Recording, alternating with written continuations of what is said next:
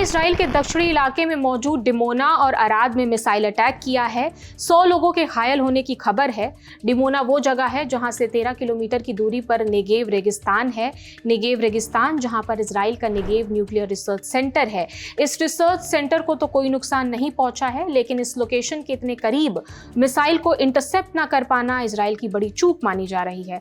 Missile intercept में हुई चूक पर इसराइल क्या बोला और डिमोना का भारत से क्या ताल्लुक है, इसे लिटिल इंडिया क्यों कहते हैं, ये भी जानेंगे। लेकिन सबसे पहले IAEA का रिएक्शन जान लीजिए। इंटरनेशनल एटॉमिक एनर्जी एजेंसी, जो दुनिया भर में न्यूक्लियर प्रोग्राम्स पर नजरें रखती है, उसने अपने पोस्ट में लिखा IAEA को इसराइल के डिमोना शहर में मिसाइल हमले की जानकारी है।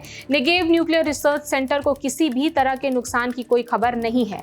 आसपास के देशों से मिली जानकारी के मुताबिक रेडिएशन का स्तर सामान्य है और कोई भी एबनॉर्मल रेडिएशन की सूचना अभी तक हमें नहीं मिली है। इन हालातों पर हमारी बारीकी से नजर है।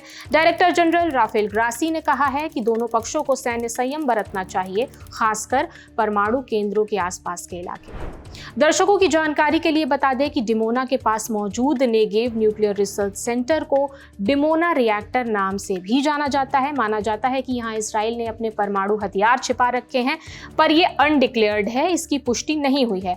आधिकारिक तौर पर यह कहा जाता है कि यहाँ केवल रिसर्च प्रोग्राम चलता है, पर 6 दशकों से ये ओपन सीक्रेट है कि इसराइल ने यहाँ न्यूक्लियर बम बनाया था, पर इसराइल की कोई भी सरकार इसे एक्सेप्ट नहीं करती।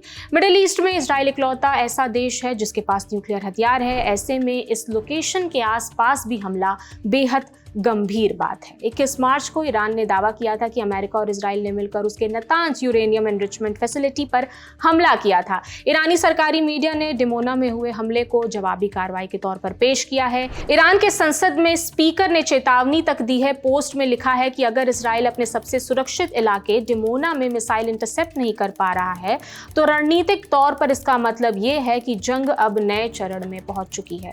इसराइल के आसमान में अब कवच नहीं रहा। अब ऐसा लगता है कि पहले से जो हमने प्लान तैयार कर रखा है उससे जमीनी स्तर पर लागू करने का वक्त आ गया है। नौरोज मुबारक। हमले में इसराइल के न्यूक्लियर रिसर्च सेंटर को तो कोई नुकसान नहीं पहुंचा है, लेकिन डिमोना में मिसाइल एक बिल्डिंग पर गिरी थी। इस हमले में 39 लोग घायल हुए हैं। इनमें एक 10 साल का बच्चा भी है जो गंभीर रूप से घायल हुआ है।